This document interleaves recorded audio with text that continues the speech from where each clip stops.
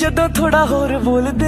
ਪਹੁੰਚੇ ਪਿੱਛੇ ਝਾਂਜਰਾਂ ਦੇ ਬੋਰ ਬੋਲਦੇ ਅਜੇ ਤੱਕ ਨੈਣ ਸਿੱਲੇ ਸਿੱਲੇ ਵੇਖ ਲੈ ਤਾਰਿਆਂ ਦੀ ਜੁੱਤੀ ਉੱਤੇ ਥੱਲੇ ਵੇਖ ਲੈ ਫਿੱਕੇ ਜੇ ਫਰੋਸ਼ੀ ਕਿੱਥੋਂ ਆਂਦੇ ਹੋਏ ਆ